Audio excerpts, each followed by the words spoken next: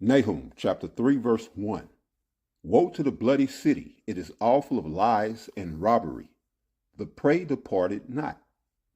So giving all praises, honor, and glory unto Yahweh, Bahashem Yahweh Shai, Bahashem Rachakwadash. Double honors to the elders and apostles of Great Millstone, and peace and blessings to the 144,000, as well as the rest of the elect. All right, it's Brother Taza Pie here with another lesson. And we're going to kick this lesson off here in Nahum chapter 3, as you just heard.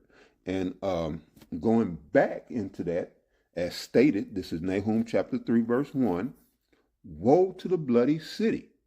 All right, so let's deal with this right quick. The bloody city is none other than America, biblically known, or prophetically known, if you will, as Babylon. Now it's saying, woe to this bloody city, right? Woe is a stern warning of death, destruction, mayhem, chaos.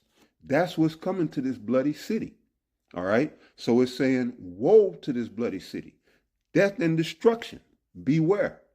This is what's coming. And it says, it is all full of lies and robbery. The prey departed not. All right. And we see this scripture speaking loud and clear, especially now in this election year. All right. Because what you have is every 4 years, these politicians, and they come out, all right, and they pimp and pander to the people in America, you Mortmains, and y'all eat it up. It's just like on cue. Y'all come out and y'all support these people, whoever the ruling elite put out for you to pick and choose from, all right? And whether it be the Republicans or the Democrats, it's the same system. It's one system. And they're giving you the illusion of choice within this system to keep you energizing, you know, this corporation, keep you fueling, you know, the workings of this corporation to fatten the pockets of these ruling elite. Y'all just go for it. Hook, line, and sinker.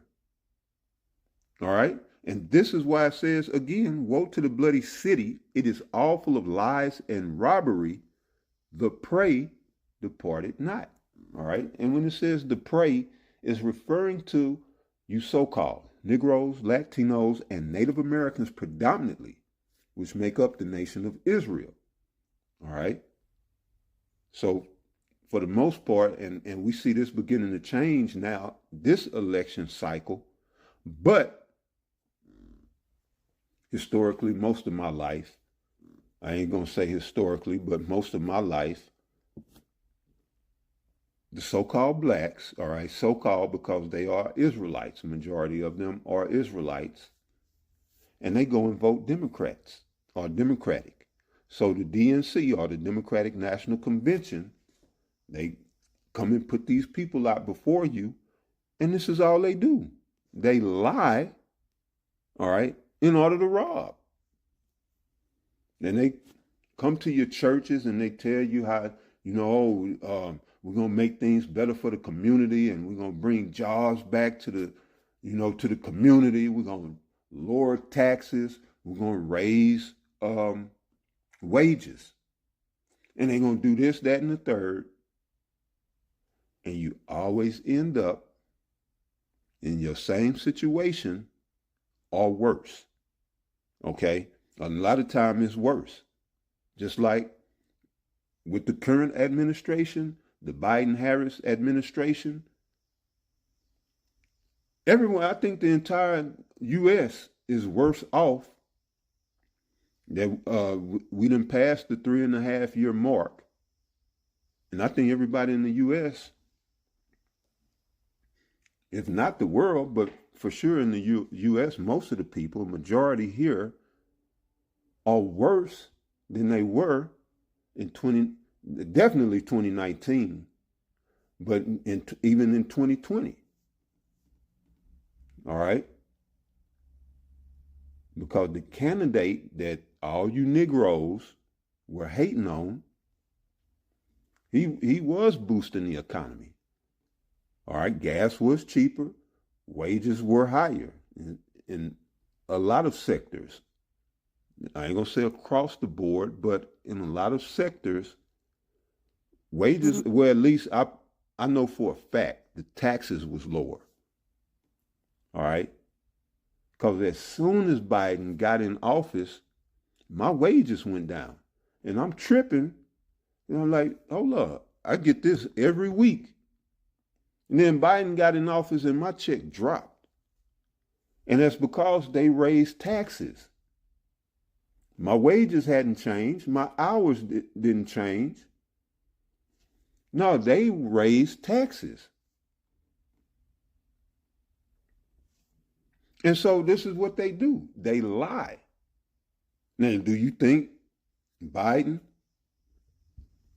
or any of them campaign on raising taxes?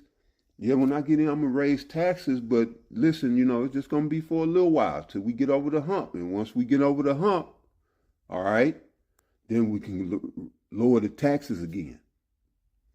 No, they tell you how good everything, how, wonderful and well they're going to make everything, and how great of a person they are and how horrible of a person their opponent is, And we don't even, in this, at least with this election cycle, this election year, we haven't had no debate on any issues.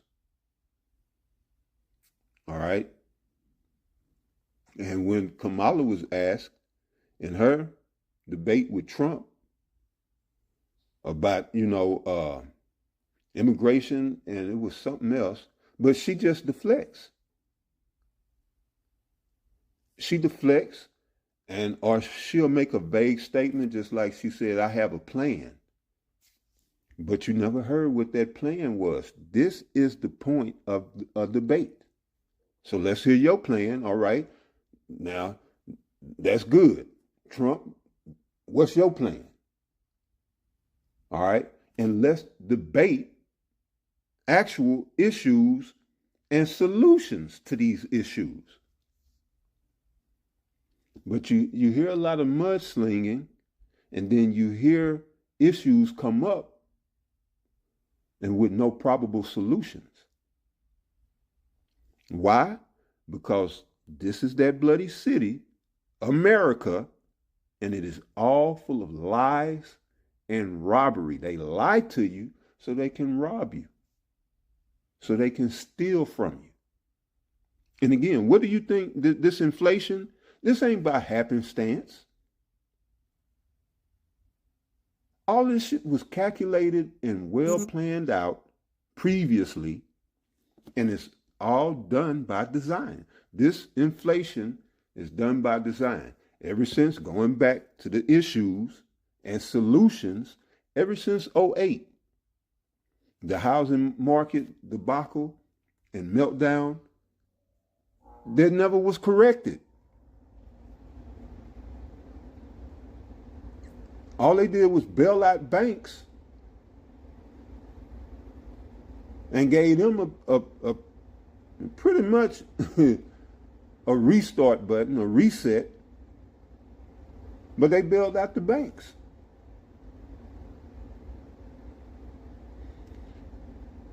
With the too big to fail and all of that shit, the banks should have been allowed to fail.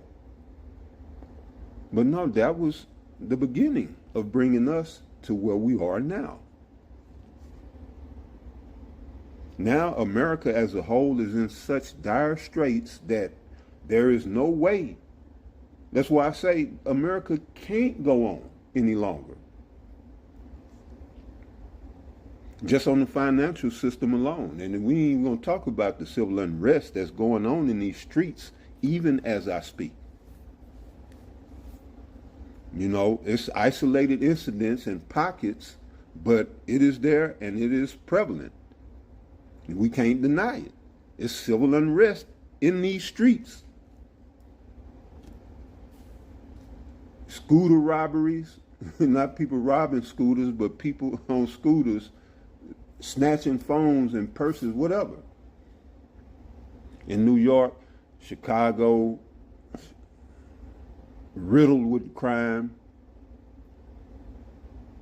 Texas getting that way, at least Houston and Dallas, San Antonio, the major cities, getting that way. But what I'm saying is, you know, America's in a fucked up position. I can't say it any other way. And these people, they just come up, you know, just like Kamala. What's her qualifications to even be vice president?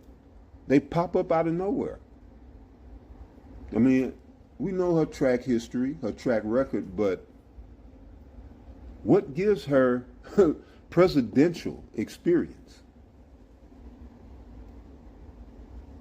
And it's just like Obama. Pretty much popped up out of nowhere. And they served as a senator briefly, just to say they did it. You know, they was put in that position, and just to, you know, have that on their resume to say, oh, I'm qualified. But no, this is the game. They come out and they pander to you. They pimp and pander to you people. Well, they pander so they can pimp on you. This is what they doing. All you niggas out there talking about you got game, you ain't got shit on these politicians. They do the real pimping. And we all paying them. We all paying them. That's why it says, the prey, which are you Israelites, departed not. So you got Kamala Harris, all right, and she's people all gung ho. Well, mainly the a lot of black women and women. I don't know what man would even consider, you know, outside of that rainbow community, what real man would consider voting for Kamala, you know. But the media is making it look real good, right? The media is pushing this thing and you know, making it look like it's a real, like this is a real debate or a real runoff, rather. And it's all orchestrated. It's media magic. It's sorcery. And even how she speaks, you know, she's good at what she does. But if she gets in office, it's going to be, we're going to be in that third woe. And that's good from our standpoint. From a prophet standpoint, that's beautiful. But the way you people bigging her up and you not even knowing what's coming, you know, it's scary. It's scary that y'all are actually going to vote for this tyranny. You're going to cast your vote for tyranny, to be oppressed. Which, I mean, really y'all been doing that. So why not continue? So yeah, I'm gonna show you what I'm talking about. It's just, you know,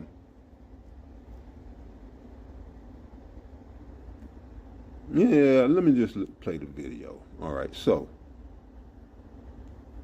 when we talk about bringing down prices and making life more affordable for people, what are one or two specific things you have in mind for that? Well, I'll start with this. I grew up a middle-class kid. My mother raised my sister and me. She worked very hard. She was able to finally save up enough money to buy our first house when I was a teenager. I grew up in a community of hardworking people.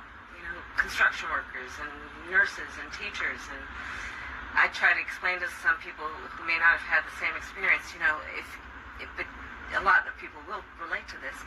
I grew up in a neighborhood of folks who were very proud of their lawn, and I was raised to believe and to know that all people deserve dignity, and that we as Americans have a beautiful character. We have ambitions and aspirations and dreams, but not everyone necessarily has access to the resources that can help them fuel those dreams and ambitions. So when I talk about building an opportunity economy, it is very much with the mind of investing in the ambitions and aspirations and the incredible work ethic of the American people, and creating opportunity for people, for example, to start a small business. Now, I hear what she's saying, but what the fuck is she saying? You see how this is, what I mean by game. She running game. Talking loud, saying nothing, trailing off like old people, stories that don't go nowhere. The man asks a simple question real quick. When we talk about bringing down prices and making life more affordable for people, what are one or two specific things you have in mind for that? Well, so what are one or two things specifically, he says specifically, that you have in mind to deal with this inflation, right? That's what he's talking about, bringing down prices. When we talk about bringing down prices and making life more affordable for people, what are one or two specific things you have in mind for that? Now, in contrast, Trump would talk about, okay, currently, we're not placing any tariffs on goods coming in. I'm going to place tariffs on these Chinese goods coming in. Whoever else got goods coming in, we're going to place tariffs on those goods. You got these, China has these factories in Mexico, Trump spoke on, where they think they're going to flood America with these cheap-ass cars that they building in Mexico, which is shitty, or at least not to the same standards as the cars built overseas. He said, no, we're going to place tariffs on them. He speaks about making the rest of the countries in the UN or in NATO pay their fair share. He actually gives you things to say, oh, okay, and we saw it in action. He spoke about it. He put it in action. He'll actually give you solutions. And you hear Kamala talking about how she grew up, which I don't even believe none of that shit. But she goes into a story about how she grew up and what she believes, and she's going to invest in people. What the fuck does that mean? So again, I hear what she's saying, but what the fuck is she saying? Invest in people how? She mentioned about the $50,000 that she's talking about giving to small business startups. But I ain't looking to start no business. Yeah, I just want some cheaper groceries and some cheaper gas. What about that? What you mean invest in people? And this is the game. This is what I want to point out. This is every 4 years, especially from the Democratic National Convention. access to the resources that can help Let me hear this ambitions again. and aspirations. Yeah, and okay, dreams, here we go. But not to believe and to know that all people deserve dignity. And that we as Americans have a beautiful character. You know, we have ambitions and aspirations and dreams, but not everyone necessarily has access to the resources that can help them fuel those dreams and ambitions. So when I talk about building an opportunity economy, it is very much with the mind of investing in the ambitions and aspirations and the incredible work ethic of the American people. Okay, I'm glad I went back, because she didn't even say the people. She said investing in the dreams and aspirations. And then she do the little inverted pyramid. Then you think, oh, she's going to invest in my dreams. No, she's not talking about your dreams and aspirations. And that's how that shit works. That double talk, double speak. Economy, it is very much with the mind of investing in the ambitions and aspirations and the incredible work ethic of the American people and creating opportunity for people, for example, to start a small business.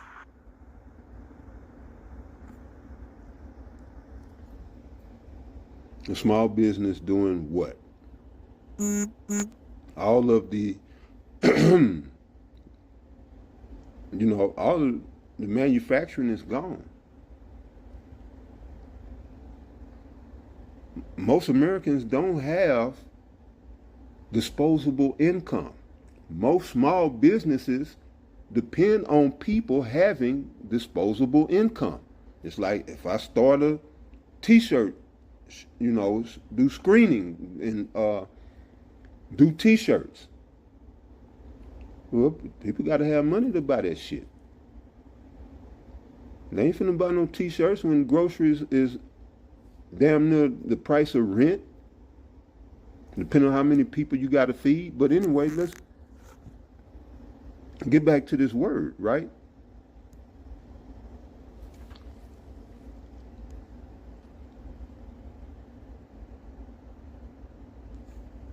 And here we see Proverbs chapter 10, verse 19. It says, in the multitude of words, there wanted not sin. See? No, you don't be no want of sin with somebody that's, multiplying words. Using many words. He's up to something. Usually a nigga is up to something. And Kamala is a nigga who's up to something. And the interviewer was specific. He asked a direct question and said, tell me, give me a couple of things that you would do specifically to lower prices. And she got to, this is a Democratic tactic, by the way, but they got to tug at your heartstrings, get your emotions involved. Oh, when I was a little child and people loved their lawns. You get it? And, the American people are beautiful. Oh, you're like the ones you was locking up behind marijuana? Huh? That you was holding beyond their sentence so that the state could get free labor? Or whoever ran them penitentiaries could get more money? These private prisons today, I'm sure they got a pipeline to these politicians. The lobby for these private prisons got to be huge, in the hundreds of millions. So this is all one big, it's just a big show, It's just one big ass show. And you people watching it, it's just like a play. And you watching it, this is the real deal. This is theater. All right? Theater in preparation for war. That's what's coming. The course that America is on, there won't be no stopping it. It won't be no turning around or detouring. It's going full steam ahead. And the direction or the destination of America is destruction. All right? Destination destruction. And again, Proverbs 10 and 19. In the multitude of words, You know, when something can be answered simply, or when you're looking for a simple answer or a simple reply, and you get this whole paragraph. It's just like, I give you the perfect example. I give you the perfect example. You go to, I'm going to just use bread. You go to buy a loaf of bread, you look at the ingredients, and it's a goddamn paragraph. Now, I know the ingredients for bread. It should say flour, water, salt. Pretty much. Oh, and some leaven or yeast. Flour, yeast, water, salt.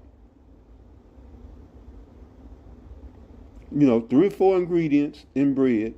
But you look at bread here in America, you're going to see a paragraph of shit. Why? Because it's evil. There's evil lurking in that. In many words, in the multitude of words, they're wanted, not sin. And that bread, with all that whole paragraph of chemicals and shit, is sin. All right? Because they're putting it out with an ulterior motive, and that motive is to kill you. But you buying it thinking what?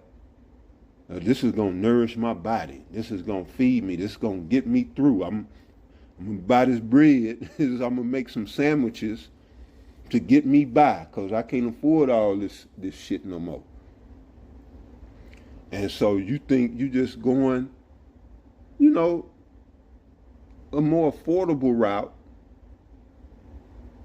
Eat something, you know, wholesome. Maybe a turkey sandwich, a cheese sandwich, whatever. And this shit is killing you. That's sin. But that's the multitude of words. And now, you know, in this sense, they're speaking with these multitude of words. Why? Because they're speaking to deceive. When you speak to deceive, you got to throw them extra, oh, you look so lovely today. And, you know, you got to, usually they want to butter you up first. That's what we say, butter somebody up. To get on your good side. You know, that's the pimp game.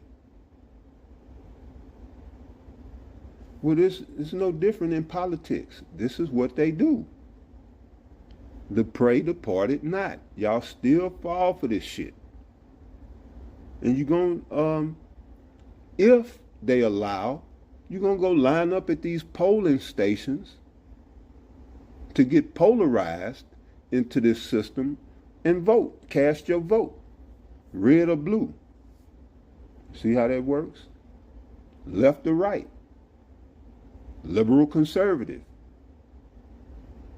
They got you locked in these paradigms, and you can't see past, you know, the bullshit. To get up out of this, you know, this rat race. And that's why we're going to Isaiah 60. It speaks about, you know, darkness covering the world and gross darkness the people. Y'all can't see past the bullshit because you're in the dark. All right. 20 says, the tongue of the just is as choice silver. The heart of the wicked is little worth.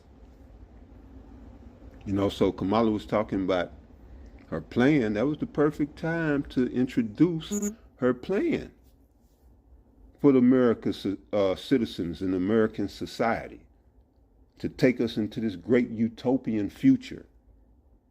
Yeah, because she has no plan to take you into a utopian future. She's there to follow orders and do as she's told. She don't even know what the fuck is going on. I guarantee you most of the things going on in the White House is above her pay grade. Guaranteed. And she's on a need-to-know basis. And there's very little that she needs to know. You know, this is a woman of color at that. And you think the elite gonna bring her in and school her and give her all of the, hell no. They say, okay, you go up there and say this, and now they saying she had an earpiece. Her earring was an earpiece. Well, it makes sense for her to have an earpiece, because who gonna trust her to go out, you know, and bring it home, as they say, bring it on home? I wouldn't. But anyway, let's look at this. All right, Ecclesiastes chapter 10, verse 14. A fool is full of words. Now, you see that with Jake all the time. That's how they talk to you people like that. Oh, yeah, girl, like one Christmas we cooked so many greens. I had so many greens, child. Child. We had to wash them greens in the tub. You know what they got to do, bitch? I'm paying goddamn $10 a bushel for greens. I don't give a fuck what you did. If she telling the truth, which I know she's not. But even if she was, I don't give a fuck about that shit that happened how many years ago. Bitch, you put some greens on my table today. I like mustard greens. Shit. Damn near can't afford vegetation. But this is it. A fool also is full of words. A man cannot tell what shall be and what shall be after him. Who can tell him? The Most High. Amos 3 and 6. He revealed his secrets to his servants, the prophets. All right, the prophets can tell, but that's thanks to the grace of Yahweh Bahashem Yahweh Shai. All right. And that's how I'm sitting here telling you right now, America is going full steam ahead on that path to destruction and will not stop. There will be no intermissions, or I forget what they call it when you take a break. You on the bus or whatever, on the train. I forget it ain't God damn it, layover. All right, there'll be no layovers, none of that. Trump gave you a layover. 2016 to 2020 was your layover. And y'all was pissed off at Trump for that. He gave you some time. Trump bought you time. Because if Hillary would have got in there, we would have seen all this, what we see happening now, we would have seen this 4 years ago, or would it been at this point 7 years ago. We would have been here 7.5 years ago. All right, she would have did everything that you just seen the Biden administration do. Trump gave you a layover, and now there's no more layovers. That was it. Now we're heading to the destination of destruction. Are you ready? All right. Are you right with Yahweh by Hashem Yahweh Shai? Are your affairs in order?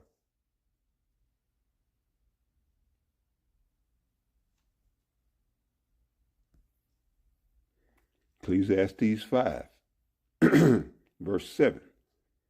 For in the multitude of dreams, she's talking about this, I'm going to invest in the dreams and the ambitions, the aspirations of the people. That's a dream. It's like MLK. He had a dream. None of that shit came to fruition. Neither would none of the shit that Kamala was talking is going to come to fruition. Klaus Schwab, who he made it very clear, who's ranked well above Kamala, he said, you will own nothing and be happy. You're going to own nothing and you're going to smile about it. If that ain't the ultimate, pride. So what is she talking about? We're going to invest in the dreams and the aspirations of the people with her inverted pyramid. Yeah, no, the head of the WEF, the head of Klaus Schwab, head of the World Economic Forum, said you will own nothing, including small businesses, and be happy. They won't even let you farm on your own land. What the fuck you talking about? A small business. Just let the people grow their own food.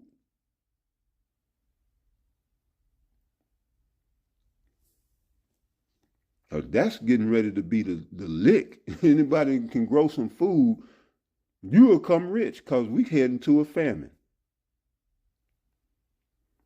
Now, that's a small business for your ass right there, but go out there and try that. All right, she's lying. They all lie. Even Trump.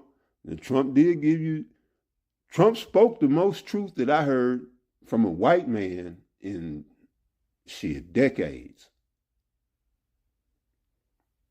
But they all lie. And it says here, Ecclesiastes chapter 5, verse 7, for in the multitude of dreams, okay, and many words, that's Kamala, selling you. Obama said, yes, we can. And he ran on hope.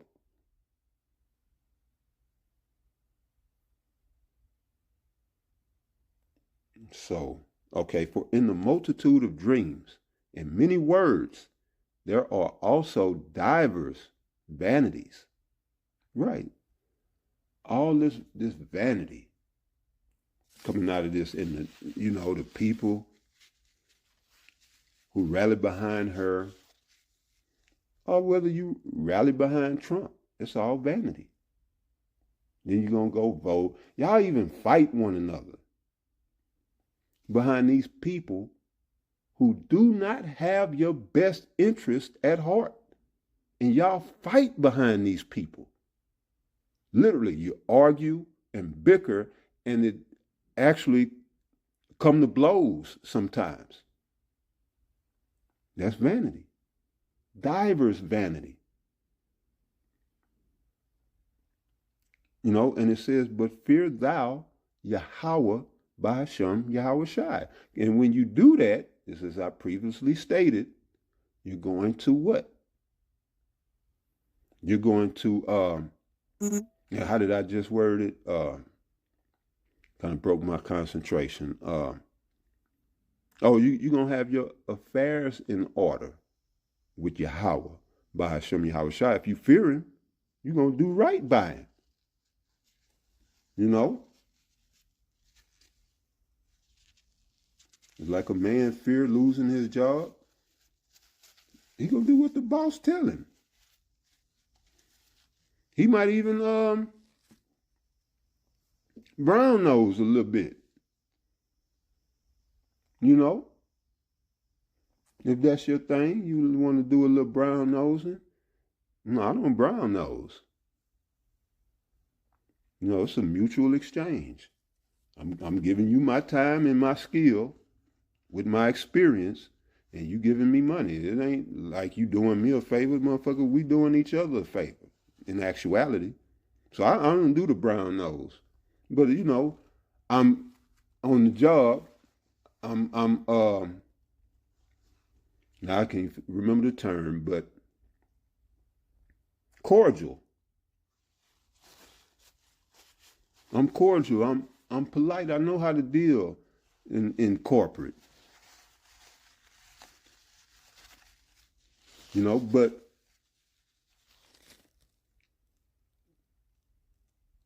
I'm saying all that to say we got to be doing that for Yahweh Bashim Yahweh Shah. What you need now, Lord? Can I do this? Can I do that? Get with your heads. What we need now. You know, just staying on point. But anyway, the point here being, and that's pretty much the lesson though. The point being is quit being preyed. Quit allowing yourself to be preyed upon by these vultures, these vampires, these goddamn leeches. They're parasites. These Edomites and those who do their bidding are nothing more than parasites, leeches. You see? And they will suck you dry. And if you don't see that's what's happening already, then you probably, past brain dead. About to give up the ghost anyway, figuratively or spiritually speaking. About to give up the ghost anyway, you're so far gone in this system. Mm-hmm. But anyway, that's it for this lesson, all right? I pray that y'all was edified, and the water for tuning in to the next one. Shalom.